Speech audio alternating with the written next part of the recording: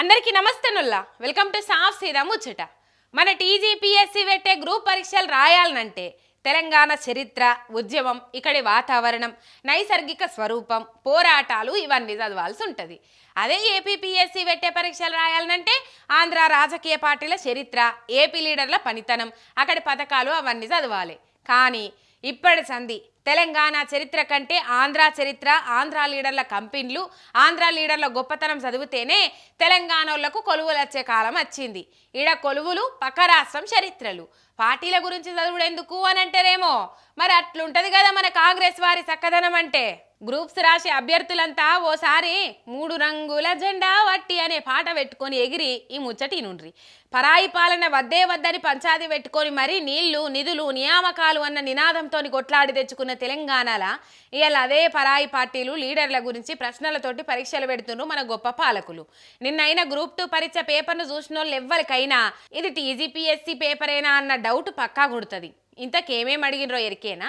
2009లో ప్రత్యేక తెలంగాణ రాష్ట్రానికి తెలుగుదేశం పార్టీ ప్రణబ్ ముఖర్జీ కమిటీకి మద్దతు ఇచ్చింది సరైందా కాదా? రాయపాటి సాంబశివరావు, లగడపాటి రాజగోపాలు, టి సుబ్బరామిరెడ్డి, కావూరి సాంబశివరావు కంపెనీలేంటియో గుర్తించండి. చంద్రబాబు ముఖ్యమంత్రి ఉన్నప్పుడు ఆదిలాబాద్ జిల్లాను దత్తతకు తీసుకొని ఆడ నీటిపారుదల ప్రాజెక్టులను అభివృద్ధి చేసింది నిజమా కాదా? ఇవాట ప్రశ్నలు. మొత్తం లెక్క చూస్తే టీడీపీ ఆ పార్టీ లీడర్ల గురించి 10కి మీదనే ప్రశ్నలు వస్తే ఏదో ఎట్టికి ఒకటంటే ఒక ప్రశ్న కేసీఆర్ గురించి ఇచ్చిండ్రు.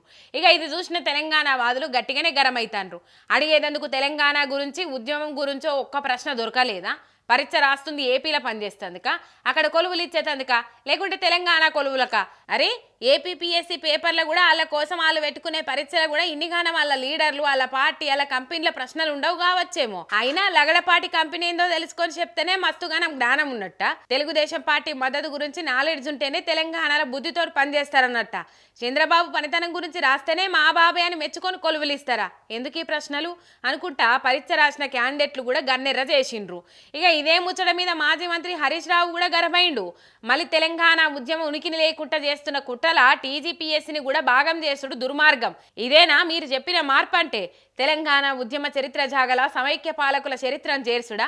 చెరిపేస్తే జరిగిపోతందుకు తెలంగాణ చరిత్ర పోరాటం పేపర్ మీద చేసిన సంతకం కాదు, కాలం మీద చేసిన సంతకం. తెలంగాణ ఉద్యమ చరిత్రను లేకుండా చేయాలనే మీ కుట్రల ప్రయత్నాలను తెలంగాణ సమాజం చూస్తూనే ఉన్నది. తగిన బుద్ధి చెప్తుంది అనుకుంటే ఎక్సెల్ అరుచుకుండిట్లా. అయినా కేసీఆర్ ఆనవాళ్ళు లేకుండా చేస్తా అని మాట్లాడిన సీఎం సారు మాజీ ముఖ్యమంత్రి ఆనవాళ్ళని కాదు, తెలంగాణ ఉద్యమ చరిత్రనే లేకుండా చేసేందుకు కంకణం కట్టుకొని అస్తిత్వాన్ని ఆగంలో పడేస్తుందన్న కామెంట్లు కూడా అన్ని దిక్కులకి ఎలాత్తన్నాయి. కేసీఆర్ పతారను పబ్లిక్ల తక్కువ చేయాలన్న ప్రయత్నంతో ఏపీ సీఎం బాబును లేపేటందుకు ఏమేం చేస్తుడో చూస్తూనే ఉన్నామనుకుంటా ఉద్యమకారులు కూడా ఉర్ముర్మి చూస్తాండ్రు. వీళ్ళ కథ చూస్తుంటే రేపు గ్రూప్ పరీక్షల్లో క్వాలిఫై కావాలనంటే అనధికారికంగా చేర్చినట్టు చేసిన ఆంధ్ర సిలబస్ కూడా చదవాలనేమో అనుకుంటా శోకం పెట్టబట్టిరట గ్రూప్ చదివేటోళ్ళు.